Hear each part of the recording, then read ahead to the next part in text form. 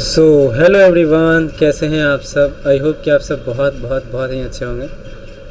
आज हम लोग जो है क्लास 10th की केमिस्ट्री की शुरुआत करेंगे और क्लास 10th की केमिस्ट्री में हम लोग जो है फर्स्ट चैप्टर को शुरू कर रहे हैं, जिसका नाम होगा रासायनिक अभिक्रियाएं एवं समीकरण। रासायनिक अभिक्रियाएं एवं समीकरण।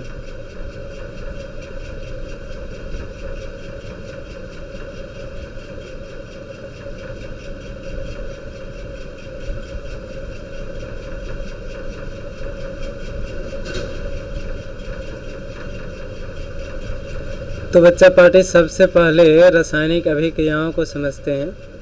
तो हमारे बीच जितने भी रासायनिक परिवर्तन होते हैं, हमारे बीच जितने भी क्या होते हैं सर, रासायनिक परिवर्तन होते हैं। तो रासायनिक परिवर्तन जितने भी होते हैं, उस रासायनिक परिवर्तन से क्या होता है, उस रासायनिक परिवर्तन से कुछ ना कुछ नए पदार्थ का निर्माण होता है। उस रासायनिक परिवर्तन से कुछ ना कुछ क्या होता है, नए पदार्थ का निर्माण होता है। दुनिया में होने वाली सभी रासायनिक परिवर्तन क्या कहलाते हैं, रासायनिक अभिक्रियाएं कहलाते हैं। रासायनिक अभिक्रियाओं में कुछ पदार्थ भाग लेते हैं, कुछ पदार्थ क्या करते हैं, भाग लेते हैं, और वो पदार्थ भाग लेकर कुछ नए पदार्थ का क्या करते हैं, निर्माण करते हैं। तो आपसे पूछा जाएगा कि भाई रासायनिक अभिक्रियाएं क्या है, तो कहेंगे रासायनिक अभिक्रिया एक प्रकार के रासायनिक परिवर्तन होते हैं जिसमें कुछ पदार्थ भाग लेकर नए गुण वाले पदार्थों का निर्माण करते हैं। जो पदार्थ रासायनिक अभिक्रिया में भाग लेते हैं उन्हें हम लोग अभिकारक कहते हैं। उन्हें हम लोग क्या कहते हैं, अभिकारक यानी रिएक्टेंट कहते हैं। और जो पदार्थ बनता है उन्हें हम लोग प्रतिफल या उत्पाद कहते हैं। उन्हें हम लोग प्रतिफल या उत्पाद कहते हैं। तो आपसे पूछा जाएगा कि भाई रासायनिक अभिक्रियाएं क्या है, तो आपको क्या कहना है, रासायनिक अभिक्रिया एक प्रकार के रासायनिक परिवर्तन है जिसमें भाग लेने वाले पदार्थ को अभिकारक एवं बनने वाले पदार्थ को उत्पाद या प्रतिफल कहते हैं। और देखिए, रासायनिक अभिक्रिया का जब हम लोग निरूपण करते हैं, निरूपण का मतलब हुआ उसको दिखाना। कॉपी में जब हम उसको दिखाते हैं तो कई बार भाग लेने वाले पदार्थ यानी अभिकारक एवं प्रतिफल के रासायनिक संकेतों या सूत्रों का प्रयोग करते हैं। किसका प्रयोग करते हैं सर, रासायनिक सूत्रों या संकेतों का प्रयोग करते हैं। रासायनिक सूत्रों या संकेत का प्रयोग करते हैं। तो जब रासायनिक अभिक्रिया का निरूपण इस प्रकार किया जाए कि अभिकारक एवं प्रतिफल के रासायनिक सूत्रों या संकेतों का उपयोग हो, तो बनने वाले समीकरण को हम लोग रासायनिक समीकरण कहते हैं। अब कई जगह पर जो रासायनिक अभिक्रियाएं होती हैं वो किस प्रकार होती है, अगर ये चीज़ हमें जानना चाहिए, अगर ये चीज़ को हम जानना चाहते हैं तो इसके कई सारे जो हैं आपको मिल जाते हैं उसके होने के संकेत। जैसे रासायनिक अभिक्रिया वहाँ होगा जहाँ रंग परिवर्तन होगा, तो इसको हम लोग देख लेते हैं कि रासायनिक अभिक्रिया की पहचान क्या हो सकती है। इसको हम लोग नेक्स्ट स्लाइड में देखते हैं। फिलहाल इस स्लाइड में हम लोग दो चीज़ को देखें, दोनों चीज़ को एकदम ध्यान रखिएगा। फर्स्ट की रासायनिक अभिक्रियाएँ क्या होती हैं, तो रासायनिक अभिक्रियाएं एक प्रकार के रासायनिक परिवर्तन होते हैं जिसमें भाग लेने वाले पदार्थ को अभिकारक एवं बनने वाले पदार्थ को उत्पाद कहते हैं या प्रतिफल कहते हैं। फिर दूसरा हमने देखा रासायनिक समीकरण क्या होते हैं। तो जब रासायनिक अभिक्रिया को अभिकारक एवं प्रतिफल के रासायनिक सूत्रों या संकेतों के पद में निरूपित किया जाता है तो बनने वाले समीकरण को क्या कहते हैं, रासायनिक समीकरण कहते हैं। ये दोनों डेफिनेशन आपको ध्यान में रखना है और कुछ एग्जाम्पल भी लिख लीजिएगा रासायनिक परिवर्तन के। अभी हम देखेंगे कि इसके गुण क्या क्या हैं, तो उसके गुण में ही हम लोग जो है इसके कुछ और भी देख लेंगे। तो ये चीज़ आपको क्या करना है, पहले ध्यान में रखना है, उसके बाद देखिए आगे बढ़ते हैं थोड़ा सा।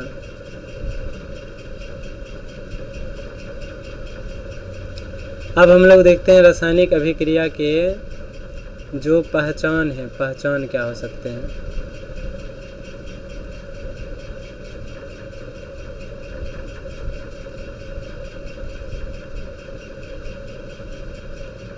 रासायनिक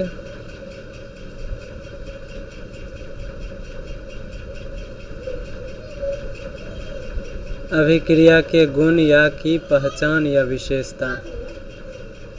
कुछ भी आपसे पूछा जा सकता है, सब एक ही बात है। रासायनिक अभिक्रिया के गुण बोले, पहचान बोले कि पहचान कैसे करेंगे, या उसके गुण या विशेषता। तो सबसे पहले है गैस की उत्पत्ति।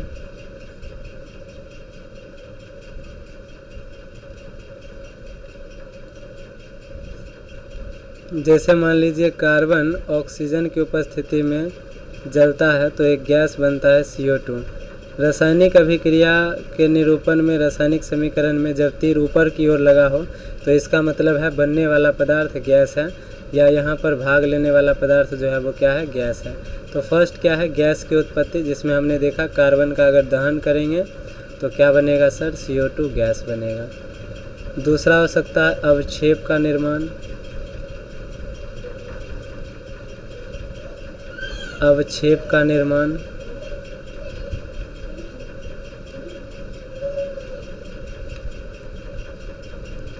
तो इसमें अगर सिल्वर नाइट्रेट की अभिक्रिया हम लोग जो है सोडियम क्लोराइड से कराते हैं तो हमारे पास जो पदार्थ बनता है वो बनता है AgCl, जो कि एक प्रकार का अवक्षेप होता है, और साथ में बनता है NaNO3।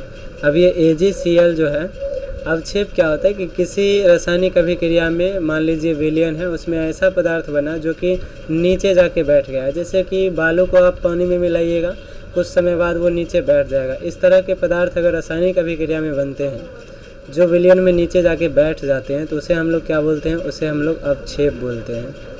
तो अवक्षेप का निर्माण हो सकता है, इसकी पहचान। उसके बाद नेक्स्ट हो सकता है रंग में परिवर्तन, यानी जिसे आप क्या कह सकते हैं सर, रंग परिवर्तन कह सकते हैं। तो रंग परिवर्तन भी आपको जो है एक पहचान है। जैसे देखिए CuSO4 जो होता है वो नीले रंग का होता है, और इसकी अभिक्रिया अगर हम लोहा से करा दें तो ये जो होता है ये कैसा हो जाता है, हरा हो जाता है, क्योंकि FeSO4 बन जाता है और Cu जो है विस्थापित हो जाता है। तो यहाँ जो है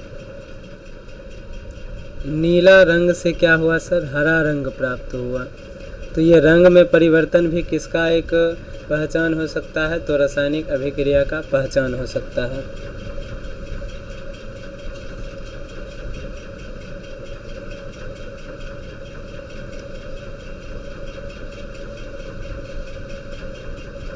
उसके बाद आप देखेंगे कई बार जो है ताप में परिवर्तन भी आपको देखने मिलेगा। ताप में परिवर्तन कुछ ऐसी रासायनिक अभिक्रियाएं होती है जिसको पूरा करने के लिए हमें तापमान देना पड़ता है। जैसे N2 और O2 का अगर आप रिएक्शन कराते हैं तो आपको ऊष्मा देना पड़ता है। जब आप उसको ऊष्मा देते हैं तब एक गैस बनता है जिसका नाम है NO, नाइट्रोजन मोनोऑक्साइड। लेकिन वहीं अगर आप क्या करेंगे, वहीं मान लीजिए आप कुछ और रिएक्शन करा लिए, तापमान से रिलेटेड अगर आप दूसरा कोई अभिक्रिया देखना चाहते हैं तो मान लीजिए आपने जो है कार्बन का दहन करा दिया। तो अगर आप कार्बन का दहन कराएंगे तो साथ में आपको ऊष्मा भी मिलता है CO2 के साथ साथ। तो ऐसी रासायनिक अभिक्रिया जिसमें कि प्रतिफल के साइड ऊष्मा लिखा हो, यानी ऊष्मा का उत्सर्जन होता हो, उसे हम लोग ऊष्माक्षेपी अभिक्रिया कहते हैं। और जिसमें ऊष्मा जो है आपको अभिकारक के तरफ लिखा हुआ मिले तो उसे हम लोग ऊष्मा शोषी अभिक्रिया कहते हैं। तो तापमान में भी परिवर्तन जो है रासायनिक अभिक्रिया की एक विशेषता है। तो जब आपसे रासायनिक अभिक्रिया की विशेषता पूछा जाए तो आप लिखिएगा रासायनिक अभिक्रिया में गैस की उत्पत्ति होती है, ये वाला एग्जाम्पल। रासायनिक अभिक्रिया में अवक्षेप का निर्माण भी हो सकता है, तो ये वाला एग्जाम्पल। ये एग्जाम्पल अभी के लिए बहुत इम्पॉर्टेंट है, ये दोनों जो हम मार्क कर रहे हैं। एक रंग में परिवर्तन वाला तो ये कई बार पूछा गया है, इसको भी आप ध्यान में रखेंगे, समझ रहे हैं। यहाँ पर ये भी आप देख सकते हैं ऊष्माक्षेपी और ऊष्माशोषी अभिक्रिया। अगर ये एग्जाम्पल यहाँ लिखिएगा तो यहाँ गैस की उत्पत्ति में और एग्जाम्पल आप लिख सकते हैं। जैसे यहाँ हम दूसरा एक डिफरेंट एग्जाम्पल दे देते हैं। डिफरेंट एग्जाम्पल में आप मान लीजिए जो है CaCO3 यानी कैल्शियम कार्बोनेट को गर्म कर रहे हैं तो जब आप कैल्शियम कार्बोनेट को गर्म करेंगे तो CaO यानी कैल्शियम ऑक्साइड और साथ में क्या बनेगा, CO2। तो ये भी जो है CO2 गैस, ये क्या है, गैस की उत्पत्ति का एक जो है उदाहरण हो जाता है। तो इस प्रकार आप देख सकते हैं कि भाई किस प्रकार जो है रासायनिक अभिक्रिया का निर्माण, रासायनिक अभिक्रिया हो रहे हैं, उसको हम लोग पहचान सकते हैं, उसकी विशेषता क्या है। अब थोड़ा सा हम लोग रासायनिक समीकरण के बारे में पढ़ लेते हैं, तो भाई उसके लिए किस तरह के क्वेश्चंस आ सकते हैं। तो जब हम रासायनिक अभिक्रिया की बात करेंगे, रासायनिक समीकरण की, तो वहाँ आपको क्या ध्यान में रखना है भाई, रासायनिक समीकरण से प्राप्त होने वाली जानकारी।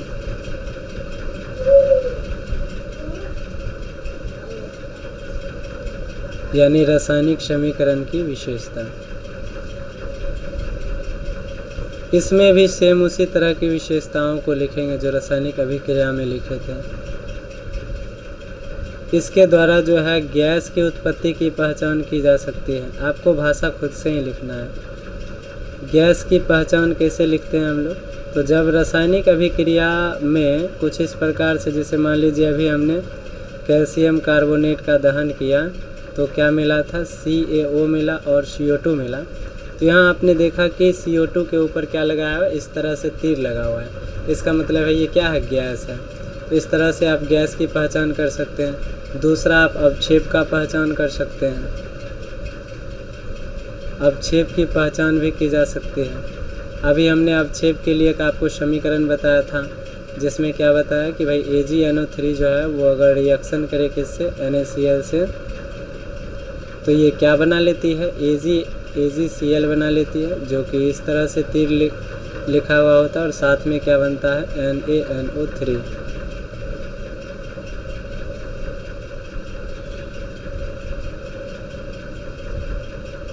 तो यहाँ जो है अवक्षेप का निर्माण हो रहा है। तो जब नीचे तीर आपको रासायनिक समीकरण में दिखे तो आप मानिएगा वो अवक्षेप है, जब ऊपर की ओर तीर दिखे तो आप मानिएगा वो क्या है, गैस है। इसके अलावा और भी जानकारी मिल सकती है, जैसे ऊष्माक्षेपी या ऊष्माशोषी की जानकारी। ऊष्माक्षेपी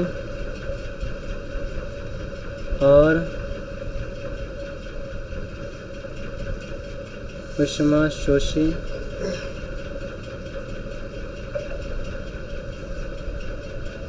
ऊष्माक्षेपी और ऊष्माशोषी की पहचान भी आप कर सकते हैं। जैसे मान लीजिए N2+O2, ये N2+O2 लिखा है, उसके बाद क्या लिखा हुआ है, प्लस ऊष्मा, और तब तीर देकर लिखा है NO। दूसरा मान लीजिए C+O2 लिखा है, फिर लिखा है CO2 और प्लस लिखा है ऊष्मा।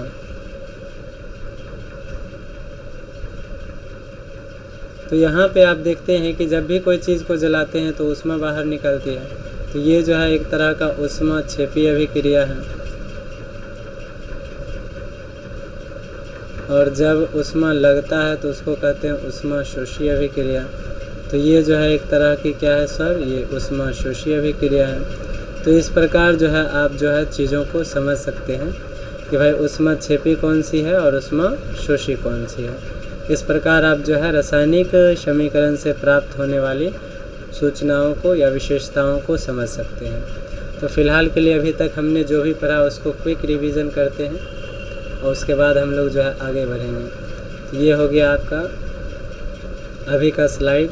अभी तक में हमने 3 स्लाइड पढ़ा है, तीनों को हम लोग एक नए स्लाइड में जो है पढ़ते हैं, समझते हैं।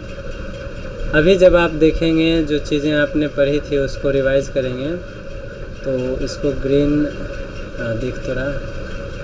तो देखिए सबसे पहले हमने पढ़ा, एक सेकेंड, सबसे पहले हमने पढ़ा रासायनिक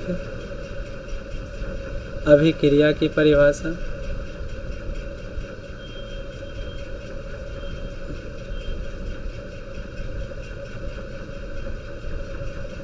उसके बाद हमने पढ़ा रासायनिक समीकरण की परिभाषा।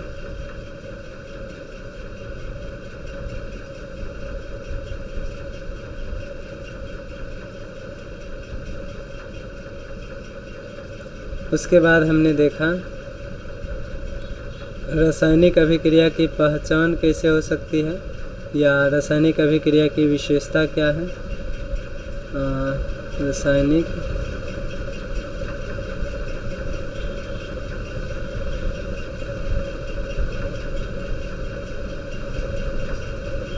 रासायनिक अभिक्रिया की विशेषता।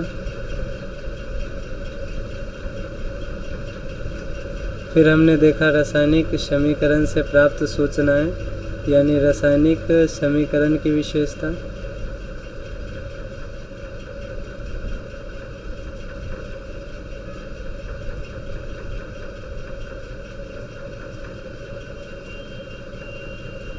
तो अभी तक में फ़िलहाल हमने ये 4 चीज़ों के बारे में जो है जानकारी प्राप्त किया है। रासायनिक अभिक्रिया क्या होते हैं। रासायनिक अभिक्रिया एक प्रकार के रासायनिक परिवर्तन होते हैं जिसमें भाग लेने वाले पदार्थ को अभिकारक एवं बनने वाले पदार्थ को प्रतिफल कहते हैं। रासायनिक समीकरण क्या होते हैं। रासायनिक अभिक्रिया में भाग लेने वाले अभिकारक एवं प्रतिफल का निरूपण जब हम लोग उसके रासायनिक सूत्रों एवं संकेतों के रूप में करते हैं तो उसे रासायनिक समीकरण कहते हैं। थर्ड आपको बात याद रखना है, रासायनिक अभिक्रिया की विशेषता क्या है भाई। तो रासायनिक अभिक्रिया की कुछ विशेषता हैं, जैसे उसमें गैस बनता है, जैसे उसमें अवक्षेप बनता है, जैसे उसमें तापमान में परिवर्तन देखने को मिलता है, जैसे रंग में परिवर्तन देखने को मिलता है। कम से कम ये 4 विशेषता तो आपको ध्यान में रखना ही है। उसके बाद है रासायनिक अभिक्रिया से प्राप्त सूचनाएं क्या हैं। तो जैसे पहला जो है रासायनिक समीकरण से आपको गैस की पहचान मिल जाएगी, ऊपर की ओर तीर, ये सब आपको अपने से लिखना है भाषा में। दूसरा अवक्षेप कैसे बन रहा है ये आपको पता चल जाएगा। तीसरा आप ये बता सकते हैं कि भाई उसमें ऊष्माशोषी और ऊष्माक्षेपी यानी तापमान से रिलेटेड आप जो है जानकारी दे सकते हैं कि अगर पहले ऊष्मा लिखा हुआ है तो जो है ऊष्मा वो क्या होगा, शोषी होगा अगर अभिकारक में ऊष्मा है तो, और अगर प्रतिफल में ऊष्मा लिखा है तो वो ऊष्मा क्षेपी होगा। रासायनिक समीकरण में हमेशा ही कुछ उसको इस प्रकार हम समझ सकते हैं। कभी कारक को किधर लिखा जाता है सर, बाईं ओर लिखा जाता है। प्रतिफल को किधर लिखा जाता है सर, प्रतिफल को दाईं ओर लिखा जाता है। और तीर चिन्ह के ऊपर या नीचे जो चीज़ें लिखी होती हैं इस चीज़ को सर हम लोग कहते हैं उत्प्रेरक। अब ये उत्प्रेरक क्या होते हैं भाई। उत्प्रेरक की जानकारी भी आपको किससे मिल जाती है, रासायनिक समीकरण से। जैसे मान लीजिए यहाँ पे हमने लिखा N2H2 और उसके बाद तीर देकर यहाँ लिखा मैंने Fe और यहाँ लिखा NH3। तो आपको पता है ये दोनों तो क्या है सर, अभिकारक है। ये क्या है सर, प्रतिफल है। ये क्या है भाई, तो यही है उत्प्रेरक। तो उत्प्रेरक की जानकारी जो है आपको रासायनिक समीकरण में मिलेगी। इसका लोकेशन क्या होगा, तीर के ऊपर या नीचे। तो ये सारी जानकारी जो है आपको रासायनिक समीकरण से मिल जाती है। चलिए दोस्तों अब हम लोग आगे बढ़ते हैं, और आगे बढ़ते हैं तो अभी जो है हम लोग सीखेंगे रासायनिक समीकरण के रासायनिक अभिक्रियाओं के प्रकार। So now we will learn the different types of chemical reaction. रासायनिक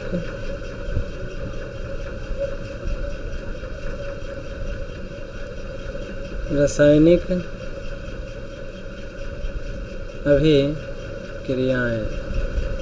तो कई प्रकार की रासायनिक अभिक्रिया होता है। पहले होता है संयोजी या संश्लेषी। संयोजी या संश्लेषी अभिक्रिया या संयोजन या संश्लेषण अभिक्रिया इसको कहते हैं। इसका मतलब है कि जब दो पदार्थ आपस में मिलके, दो या दो से अधिक पदार्थ आपस में मिलके एक पदार्थ का क्या करें, निर्माण करें, तो उस तरह की रासायनिक अभिक्रिया क्या कहलाती है सर, संयोजी अभिक्रिया कहलाती है। यहाँ आपने देखा कि दो दो पदार्थ जो है मिलके एक ही तरह के पदार्थ का निर्माण कर रहा है। तो आपसे पूछा जाए संयोजी या संश्लेषण अभिक्रिया क्या होते हैं, तो आप क्या कहेंगे, ऐसी रासायनिक अभिक्रिया जिसमें दो या दो से अधिक अभिकारक आपस में अभिक्रिया करके केवल एक उत्पाद या प्रतिफल का निर्माण करते हैं। अब इसका जस्ट उल्टा जो होता है वो क्या होता है, तो वो हो जाता है आपका वियोजन या अपघटन अभिक्रिया। तो इसका जस्ट उल्टा होता है वियोजन या अपघटन अभिक्रिया, वियोजन या अपघटन अभिक्रिया। तो वियोजन या अपघटन अभिक्रिया क्या होता है, तो इसमें एक पदार्थ जो है वो टूट जाते हैं, एक पदार्थ जो है टूट जाते हैं और वो दो या दो से अधिक पदार्थों का निर्माण करते हैं।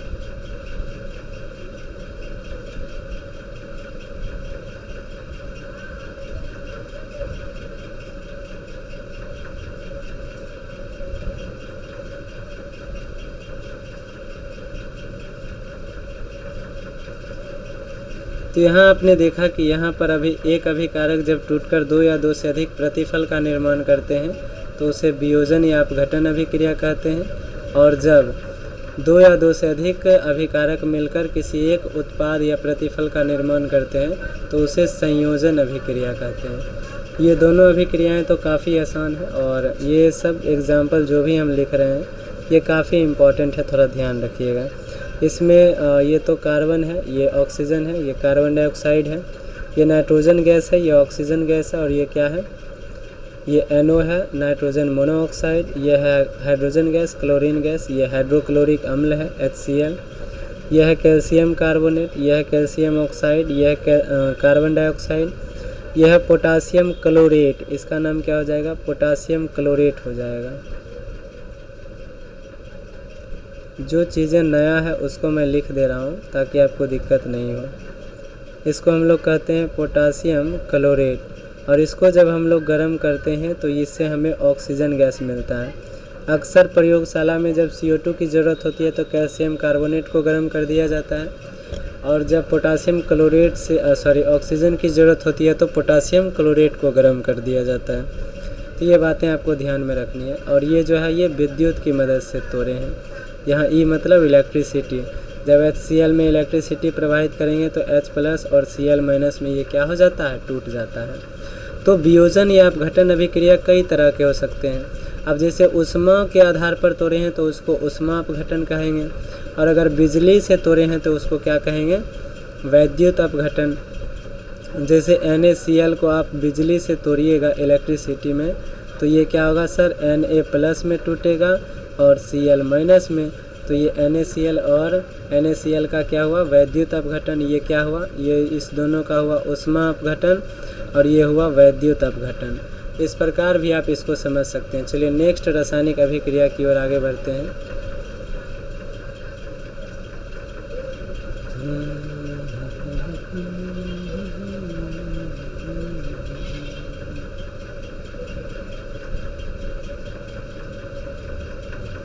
चलिए भाई, तो हमारा थर्ड जो अभिक्रिया है ये है एकल विस्थापन, एकल विस्थापन या सिंपल इसको कहते हैं विस्थापन अभिक्रिया। एकल विस्थापन या सिंपल इसको क्या कहते हैं भाई, विस्थापन अभिक्रिया कहते हैं। अब जैसे अब थोड़ा सा आप बात याद रखिएगा कि जब हम धातु की क्रियाशीलता की बात करते हैं तो जिंक जो होता है वो लोहे से अधिक क्रियाशील होता है और लोहा जो होता है वो कॉपर से अधिक क्रियाशील होता है। फ़िलहाल इतना आपको ध्यान में रखना है। और जो है एक चीज़ आपको और ध्यान में रखना है कि हाइड्रोजन जो होता है, हाइड्रोजन भी कॉपर से अधिक क्रियाशील होता है, यानी कि कॉपर जो होता है वो हाइड्रोजन से कम अभिक्रियाशील होता है। इस प्रकार आप ध्यान में रख सकते हैं। इस सब को अगर एक साथ हम लिख दें तो इसको ऐसे आप लिख सकते हैं। अभी फ़िलहाल के लिए इस चैप्टर में, क्योंकि ये तो अगला चैप्टर में है धातु की क्रियाशीलता, धातु अधातु में। देखिए जिंक जो है वो लोहा से ज़्यादा क्रियाशील है और लोहा हाइड्रोजन से ज़्यादा है और हाइड्रोजन से कम कौन है, सर कॉपर। इस प्रकार आप देखेंगे कि ये अधिक क्रियाशील है और ये क्या है, सबसे कम। यहाँ पर जो लिखे हैं तो यहाँ पर जो है कि एकल विस्थापन अभिक्रिया कहता है कि जैसे यहाँ पे अभी आपने रंग परिवर्तन में देखा था कि CuSO4 की अभिक्रिया अगर Fe से कराते हैं तो क्या बनता है सर, FeSO4 बनता है और Cu बाहर आता है।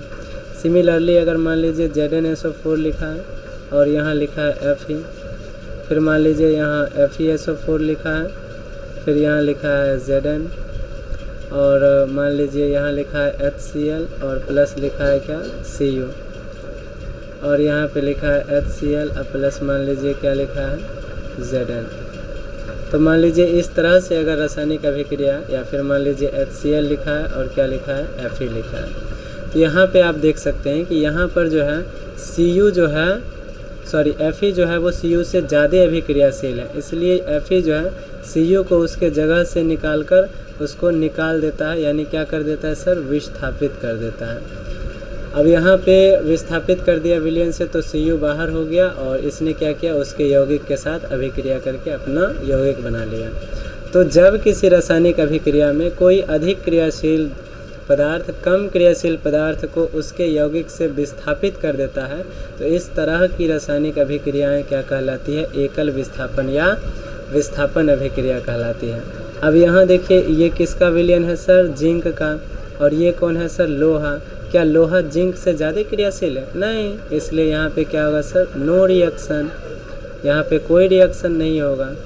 यहाँ पर आप देखिएगा क्या है, लोहा है और ये क्या है, जिंक। हाँ, जिंक कर लेगा रिएक्शन, तो जिंक SO4 बना लेगा और क्या बना लेगा सर, ये Fe को बाहर निकाल देगा विलयन से। सिमिलरली यहाँ पर आप देखिएगा तो ये कॉपर है और ये क्या है, हाइड्रोजन। क्या हाइड्रोजन को कॉपर निकाल सकता है सर? नहीं निकाल सकता, क्योंकि कॉपर जो हाइड्रोजन से कम क्रियाशील है। तो यहाँ क्या हो जाएगा सर, यहाँ नो रिएक्शन हो जाएगा। लेकिन यहाँ हाइड्रोजन है और यहाँ जिंक है, जिंक तो निकाल सकता है, तो सर यहाँ जिंक बना लेता है ZnCl2 और जो है हाइड्रोजन को वो बाहर निकाल देता है।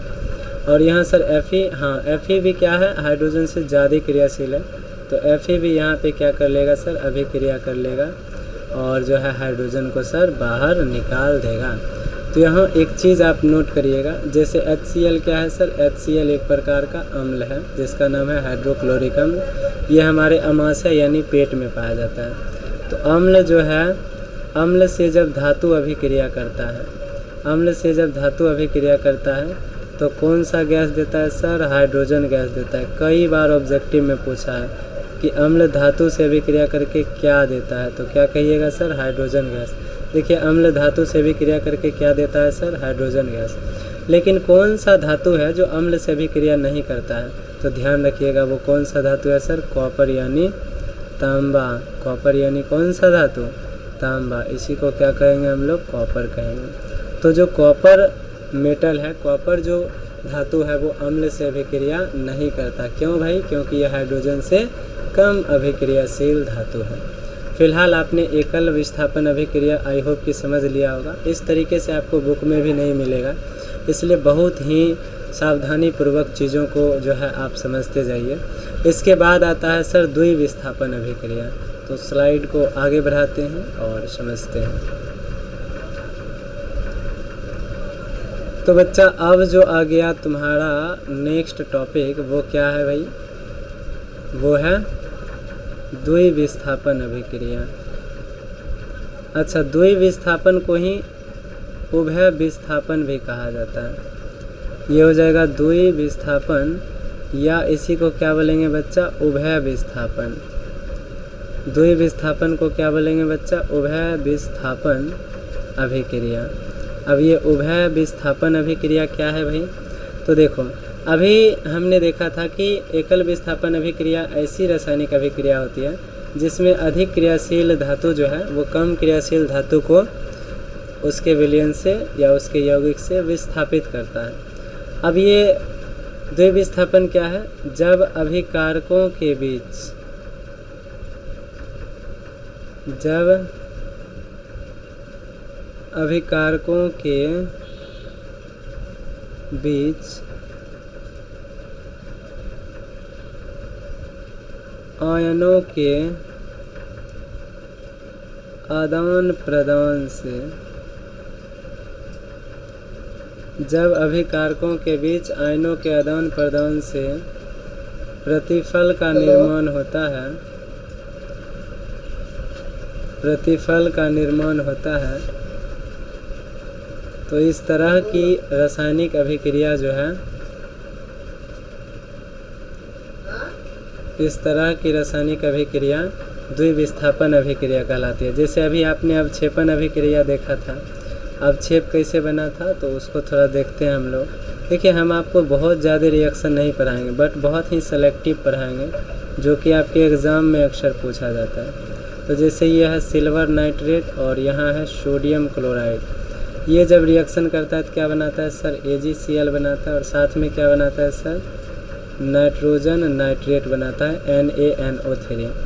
सिमिलरली मान लीजिए कि भाई HCl है और ये क्या किया, NaOH से अभिक्रिया कराया, तो ये क्या बनाता है सर, ये बना लेता है HOH, जिसको कि H2O भी कहते हैं हम लोग, प्लस NaCl बना लेता है। तो इसमें आप देखते हैं कि इसको आप दो भाग में तोड़िएगा, Ag प्लस और NO3 माइनस, यहाँ भी Na प्लस और Cl माइनस। तो इसका जो प्लस है वो इसके माइनस के साथ जुड़ा है, Ag जो है वो Cl के साथ जुड़ा है।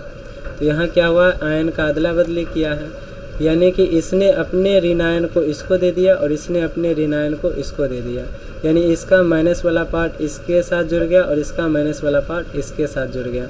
तो इस प्रकार जो है दो उत्पाद का निर्माण हुआ है। तो ये जो है क्या है, उभय विस्थापन अभिक्रिया है। सिमिलरली यहाँ जब आप देखिएगा तो H जो है वो OH से जुड़ गया और Na जो है वो Cl से जुड़ गया। यहाँ भी उसी तरह की चीज़ें मिलती हैं। ये क्या है सर, ये है HOH, जो कि आपको लगभग नहीं दिखेगा, HOH नहीं दिखता है लिखा हुआ। HOH के जगह पर सीधे क्या लिखा हुआ दिखेगा सर, H2O, जो कि किसका फॉर्मूला होता है सर, जल का। अच्छा देखिए, यह क्या है, एक अम्ल है,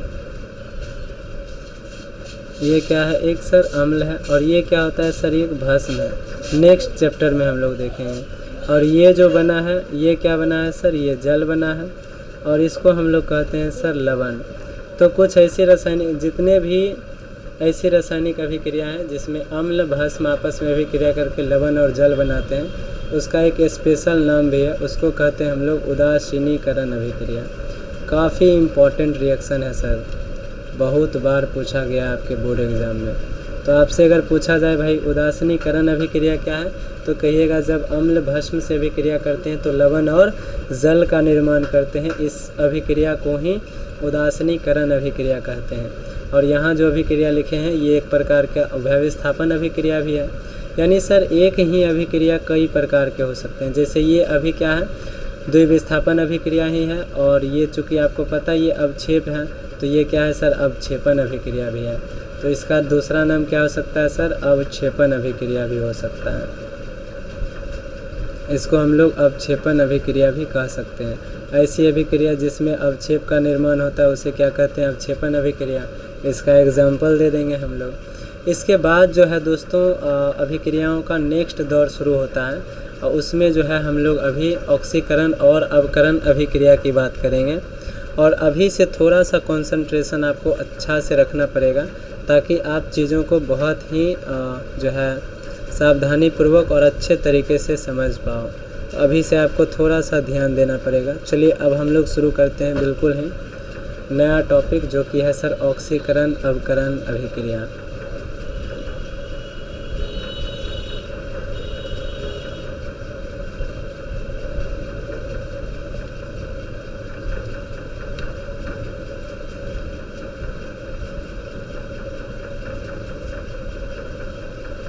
ऑक्सीकरण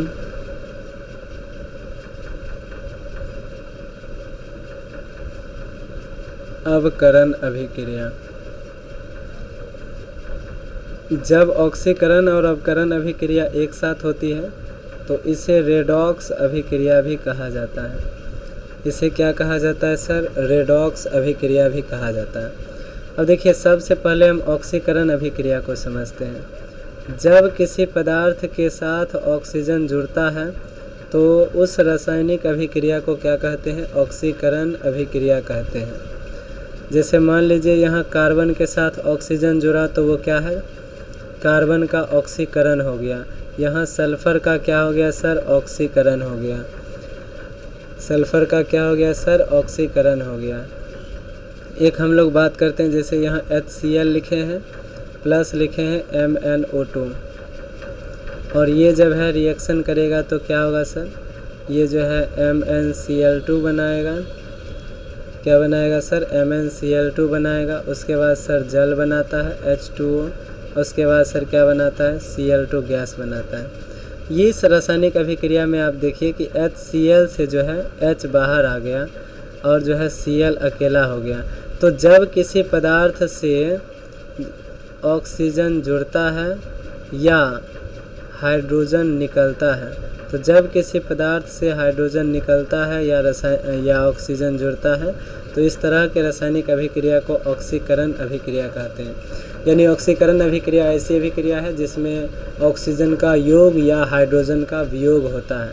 सिमिलरली अगर आप इसको अपोजिट कर दें कि जब किसी पदार्थ से हाइड्रोजन जुड़ता है और या फिर ऑक्सीजन निकलता है, तो ये क्या होगा सर, अवकरण अभिक्रिया होगा।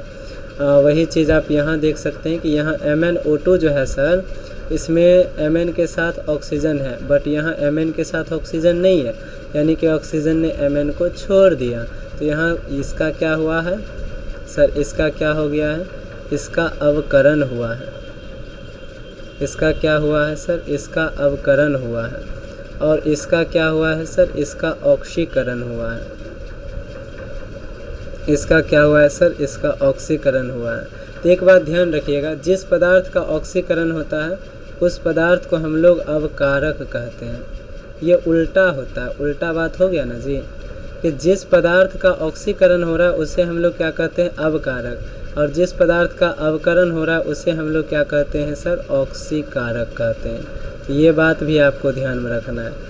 आपसे पूछेगा ऑक्सीकारक, ओ शिट का लिख दिए यार,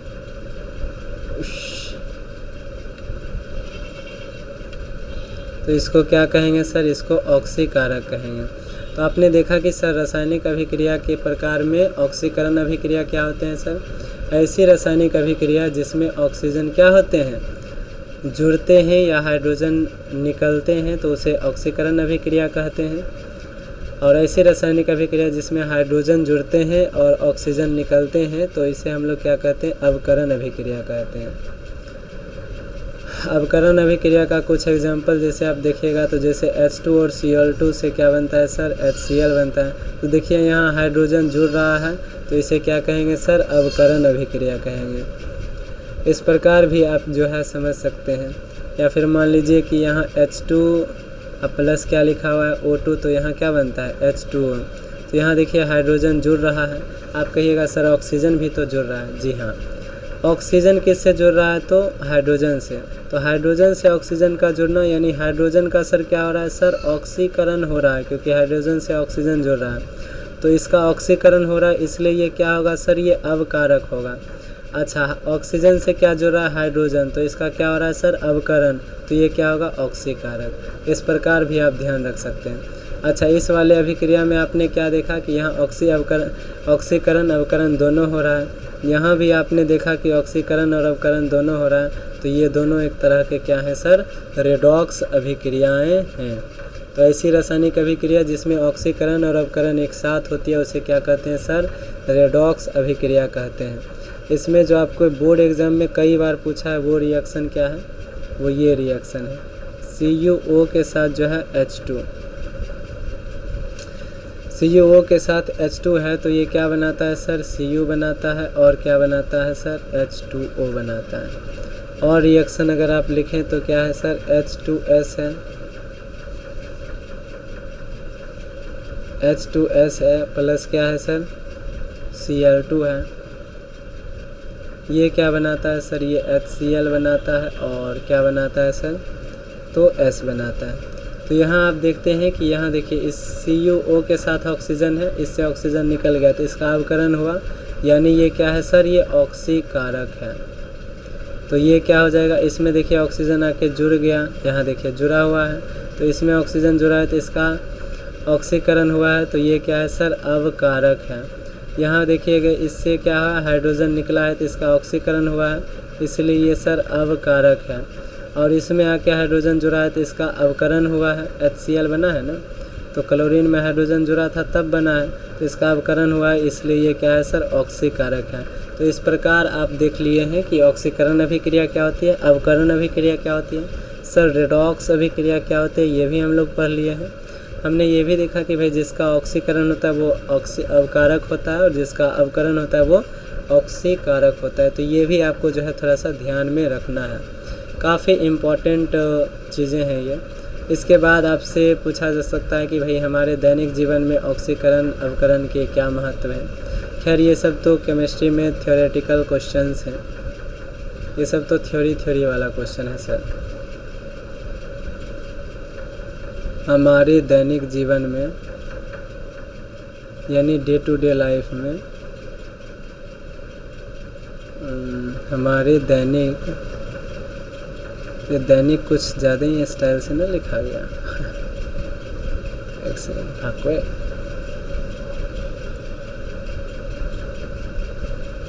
हमारे यहाँ आ जाओ। तो हमारे दैनिक जीवन में रेडॉक्स अभिक्रिया या ऑक्सीकरण अवकरण अभिक्रिया के महत्व। तो सबसे पहले तो आप देखिए सर श्वसन क्रिया में,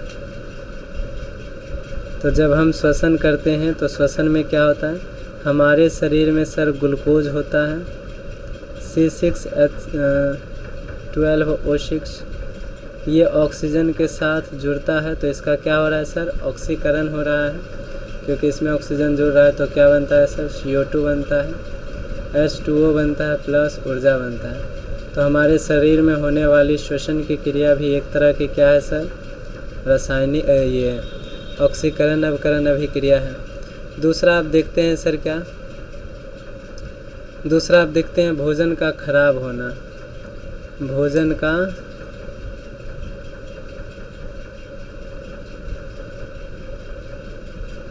का सर खराब होना। तो भोजन का खराब होना भी क्या है सर, एक प्रकार का ऑक्सीकरण अभिक्रिया है और इसको हम लोग कहते हैं विकृत गंधिता। कई बार पूछा जाता है कि विकृत गंधिता क्या है, तो आप कहिएगा विकृत गंधिता क्या है, एक प्रकार की रासायनिक अभिक्रिया है जिसमें क्या होता है, भोजन पूरी तरीके से ख़राब हो जाता है और ये किस प्रकार की रासायनिक अभिक्रिया है, तो रेडॉक्स अभिक्रिया है। इसमें भोजन खराब होते हैं, उससे दुर्गंध बाहर आने लगते हैं और इसके उपाय क्या हो सकते हैं भाई, कि भोजन को आप ढक के रखिए, ऑक्सीजन के संपर्क में यानी सीधे खुले वायु में नहीं रखिए। उसके अलावा तीसरा आप देख सकते हैं संक्षारण को। संक्षारण में क्या होता है कि जो है संक्षारण में धातु का क्या होता है, क्षय होता है। धातु का क्या होता है सर, क्षय होता है। जैसे मान लीजिए कि Fe है, इसको क्या मिल गया सर, ऑक्सीजन, तो ये बना लेगा Fe3O4। तो यहाँ पे और किसकी उपस्थिति में सर, जल की उपस्थिति में। तो अगर लोहा को जल और हवा मिल गया तो ये क्या बना लेगा, Fe3O4, और ये क्या होता है सर, लोहे का जंग होता है। तो लोहे में जंग लग गया, जंग लगने से धातु का क्या होता है, क्षय होता है। तो इसे हम लोग क्या कहते हैं सर, संक्षारण कहते हैं। यहीं पे अगर आप एक मेन पॉइंट समझना चाहेंगे तो देखिए जो एल्युमिनियम होता है सर, एल्युमिनियम, इसमें जंग लगता है तो इसमें क्या होता है, Al2O3, ये वाला परत एल्युमिनियम धातु के ऊपर पड़ता है, जो कि ऑफकोर्स एल्युमिनियम का क्या है, जंग है। किसी भी धातु का जंग उसका ऑक्साइड होता है और ये जब पड़ जाता है तो एल्युमिनियम क्या होता है, एल्युमिनियम सुरक्षित हो जाता है, उसमें जंग नहीं लगता है। तो हम क्या करते हैं, हम एल्युमिनियम का क्या बना लेते हैं सर, एनोड बना लेते हैं। हम एल्युमिनियम धातु का क्या बना लेते हैं, एनोड, और इसके ऊपर जो है धातु का जो Al2O3 है इसका क्या चढ़वा लेते हैं, परत। इस प्रक्रिया को एनोडीकरण कहते हैं। ऐसा करने से क्या होता है, एनोड सुरक्षित होता है। इसको क्या कहा जाता है सर, इसको एनोडीकरण कहा जाता है। एनोडीकरण क्या है, तो कहेंगे एनोडीकरण एक ऐसी प्रक्रिया है जिसमें एल्युमिनियम धातु का एनोड बनाकर उसके ऊपर अन्य पदार्थ के परत चढ़ा दिए जाते हैं ताकि एल्युमिनियम जो है वो संक्षारित होने से लंबे समय तक बचा रहे। अब बाकी संक्षारण में भी आप देख रहे हैं कि किसका उपयोग है सर, ऑक्सीकरण अवकरण अभिक्रिया यानी रेडॉक्स अभिक्रिया का ही क्या है, उपयोग है। उसके अलावा एक और चीज़ आप ध्यान रखिएगा, दहन में भी इसी चीज़ का उपयोग है। जैसे इस चैप्टर की शुरुआत ही किए थे कोयले के दहन से, और क्या बनाए थे सर, CO2 गैस बनाए थे। तो दहन में भी आप देखिए कि कार्बन का ऑक्सीकरण हो रहा है। तो ये बात भी आपको क्या करना है, ध्यान रखना है। तो कम से कम ये 4 एग्जाम्पल के साथ चीज़ें याद रखिएगा हमारे दैनिक जीवन में रेडॉक्स अभिक्रिया के महत्व। ये आपको जो है एग्जामिनेशन हॉल में पूछ सकता है एग्जामिनेशन में। तो ये अक्सर आपको एग्जामिनेशन हॉल में आपके साथ कन्फ्यूज़न क्रिएट कर सकता है। कहीं पर अवकरण हुआ तो भी, ऑक्सीकरण हुआ तो भी और ऑक्सीकरण अवकरण हुआ तो भी, ये तीनों ही सब क्या है, रेडॉक्स अभिक्रिया के ही क्या है सर, महत्व है हमारे दैनिक जीवन में। इसके अलावा अब आप इस चैप्टर में जब आगे बढ़ेंगे तो आपको एक छोटा सा टॉपिक मिलेगा जिसको कहते हैं सर दहन और ज्वाला। उसको क्या कहते हैं सर, उसको दहन और ज्वाला कहते हैं।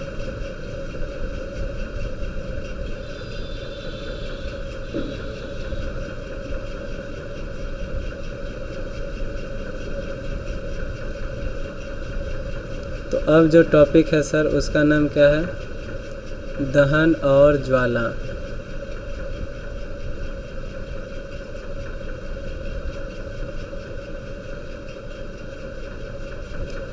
चीज़ों का जलना जो है उसे क्या कहते हैं, उसे सर कहते हैं दहन।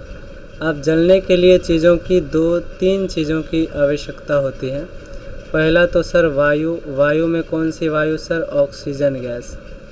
दूसरा सर ज्वलनशील पदार्थ, ज्वलनशील पदार्थ ऐसा पदार्थ जो जल सकता है जैसे कि ईंधन। जितने भी लकड़ी, कोयला, पेट्रोलियम है ये सारे क्या है, ईंधन। जो जलने से ऊष्मा और प्रकाश दे उसी को ईंधन कहते हैं। जो जलने से सर ऊष्मा और प्रकाश देता है उसे क्या कहते हैं, ईंधन। तो ईंधन क्या होते हैं सर, ज्वलनशील पदार्थ होते हैं। और तीसरा होता है सर ज्वलन ताप। ज्वलन ताप का मतलब होता है जैसे लकड़ी को आप आग लगाना चाहते हैं तो उसको थोड़ा देर तक आपको माचिस से क्या करना पड़ेगा, जलाना पड़ेगा। सिमिलरली अगर आप कागज़ में भी आग लगाना चाहते हैं तो कागज़ के सामने भी माचिस को जलाना पड़ेगा। कागज़ जल्दी आग पकड़ लेता है और लकड़ी थोड़ा देर से, क्योंकि कागज़ का ज्वलन ताप कम होता है। ज्वलन ताप होता है किसी वस्तु के आग पकड़ने के लिए कितना कम से कम तापमान देते हैं, यानी किसी वस्तु को दिया गया वह न्यूनतम तापमान जिससे वो क्या कर ले, जलना प्रारंभ कर ले, उसे ही उसका ज्वलन ताप कहा जाता है। तो ये 3 चीज़ें अगर है तो वस्तु क्या करेगी सर, जलेगी। और ईंधन के जलने पर सर 2 चीज़ें निकलती हैं, पहला तो CO2 गैस और दूसरा जलवाष्प जिसे आप H2O लिख सकते हैं। तो ये बात भी आपको ध्यान रखना है। जलने के लिए ऑक्सीजन चाहिए और जलने के बाद क्या बनता है सर, CO2 बनता है। CO2 गैस जो है सर ये क्या करता है, आग को बुझाने में मदद करता है, जबकि ऑक्सीजन गैस क्या है सर, वो आग को जलने में मदद करता है। अब ये ज्वाला क्या है भाई, तो ज्वाला के बारे में समझिए। तो एक्चुअली हम लोग इसको कहते हैं सर धंधरा। जैसे मान लीजिए ये क्या है सर, मोमबत्ती है। तो मोमबत्ती के ज्वाला के 3 क्षेत्र होते हैं, यानी इसका धंधरा जो होता है वो 3 हिस्सों में बटा होता है, जिसमें सबसे अंदर की परत जो होती है इसको आंतरिक परत कहते हैं या आंतरिक क्षेत्र कहते हैं। इसके ऊपर जो होता है इसको कहते हैं सर मध्य क्षेत्र और ऊपर वाले को कहते हैं सर ऊपरी क्षेत्र। सर ऊपरी क्षेत्र या प्रथम क्षेत्र जो होता है ये कैसा होता है, नीले रंग का होता है, इसलिए इसको नीला क्षेत्र कहते हैं। मध्य क्षेत्र पीले रंग का होता है, इसलिए इसको पीला क्षेत्र कहते हैं। और जो आंतरिक क्षेत्र होता है ये काले रंग का होता है, इसलिए इसे काला क्षेत्र कहते हैं। अब इसके पीछे का कारण क्या है, तो देखिए यहाँ पर प्रारंभिक क्षेत्र जो होता है, यहाँ ऑक्सीजन की वातावरण में चूँकि बहुत ज़्यादा आपूर्ति है तो सबसे ज़्यादा ऑक्सीजन किसको मिलता है, इसको, इसलिए इस क्षेत्र को अदीप्त क्षेत्र कहते हैं। यहाँ अदीप्त का मतलब है बहुत ज़्यादा क्या, दहन, यानी सबसे अधिक दहन जो होता है वो प्रथम क्षेत्र में होता है। सेकेंड वाले में क्या होता है, तो यहाँ वाष्पन होता है। यहाँ पर क्या होता है, कणों का वाष्पन। तो जब कणों का यहाँ पे वाष्पन होता है तो वाष्पन से चमक उत्पन्न होती है, इसलिए इस पीला क्षेत्र को चमकीला क्षेत्र भी कहा जाता है। और यहीं पर चूँकि दहन थोड़ा कम कम होता है इसलिए इसे कहते हैं दीप्त क्षेत्र। और जो सर आंतरिक क्षेत्र होता है, यहाँ कार्बन के कण ऐसे ही क्या होते हैं, मिलते हैं क्योंकि यहाँ पर जो होता है सर दहन ही नहीं होता। तो ज्वाला के तीसरे क्षेत्र में सर दहन ही नहीं होता है। तो मोमबत्ती की ज्वाला से आप ज्वाला के तीनों क्षेत्र को समझ सकते हैं। अक्सर एग्जामिनेशन हॉल में मोमबत्ती के बारे में ही पूछा जाता है कि उसके ज्वाला के बारे में बताएं, तो आप इस प्रकार आंसर कर सकते हैं। बाकी अगर आपसे ये पूछा जाए कि ज्वाला कहाँ से प्राप्त होगी, तो इसको आप नोट पॉइंट में लिख सकते हैं कि भाई जितने भी वाष्पशील ईंधन हैं, यानी ऐसा ईंधन जो जलने से पहले किस में बदलते हैं, द्रव में बदलते हैं, उसे हम लोग कहते हैं सर वाष्पशील ईंधन। उस सब वाष्पशील ईंधन से क्या बनती है सर, ज्वाला बनती है। जैसे आप देखिए सर मोमबत्ती का एग्जाम्पल तो है ही सर। लालटेन देखिए, लालटेन में तो आपको क्या तेल ही मिल जाता है, तो द्रव ही है। लालटेन, दीपक, दिया जो भी है। लेकिन क्या सर कोयला जलने से पहले लिक्विड फॉर्म में बनता है सर, नहीं। इसलिए कोयला से जो है ज्वाला प्राप्त नहीं होती है।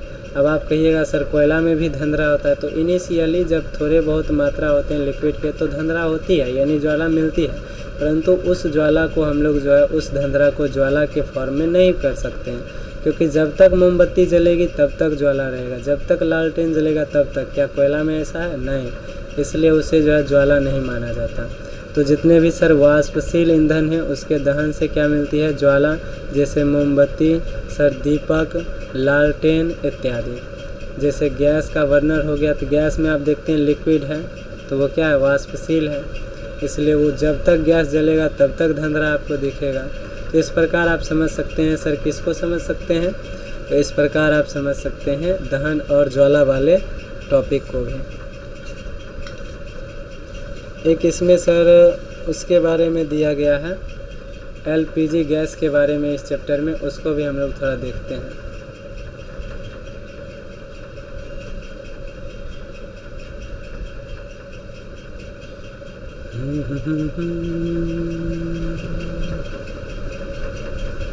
अब देखते हैं सर हम एक टॉपिक को जिसका नाम है सर एलपीजी। इसका हिंदी होता है द्रवीभूत पेट्रोलियम गैस।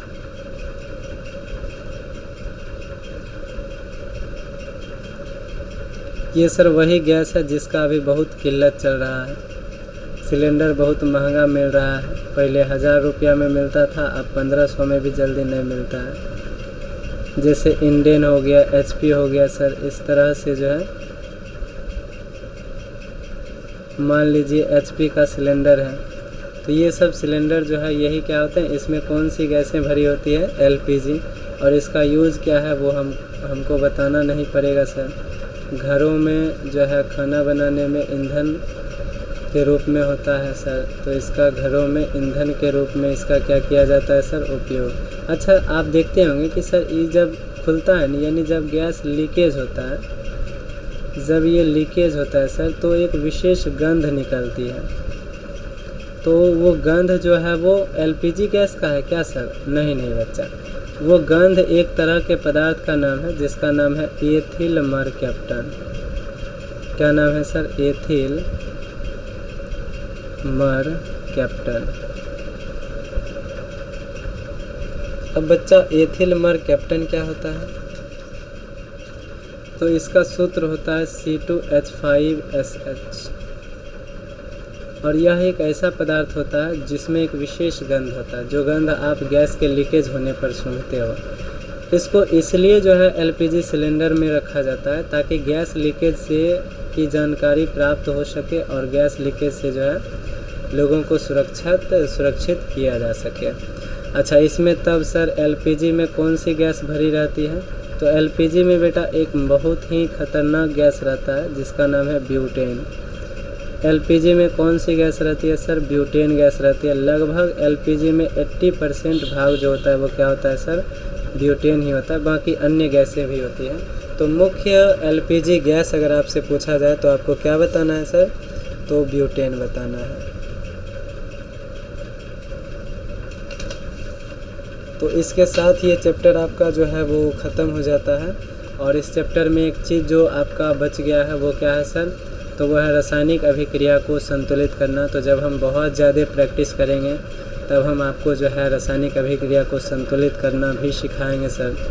तो इसी के साथ अपने इस चैप्टर को करते हैं सर शुभ अंत, है कि नहीं। और इसी के साथ इस चैप्टर को हम करते हैं बच्चा शुभ अंत। बस एक छोटा सा रिक्वेस्ट है बच्चा, ये देखो रिक्वेस्ट कर रहा हूँ मैं, मास्टर रिक्वेस्ट करते हैं जी, हाँ जी रिक्वेस्ट करते हैं। रिक्वेस्ट है कि ये वीडियो आपको कैसा लगा, आप हमको जो है कमेंट में ज़रूर बताएं। कमेंट इन द सेंस आप हमें फीडबैक के तौर पर किसी भी प्रकार से हमारे तक इस बात को समझा सकते हैं, पहुंचा सकते हैं कि सर आप अच्छा पढ़ाते हैं, है कि नहीं। क्योंकि जब बच्चे हमें ऐसा कमेंट करते हैं या बोलते हैं तो हमें जो है हमारा दिल होता है सर गार्डन खुशी से जो है हम झूमने लगते हैं। तो आई होप कि ये वीडियो आपको पसंद आई होगी। तब तक के लिए आप लोग अपना और अपने परिवार का ध्यान रखते रहें और मिलते हैं नेक्स्ट एपिसोड में। Till then take care of yourself. Thank you very much for watching this video. Thank you very much.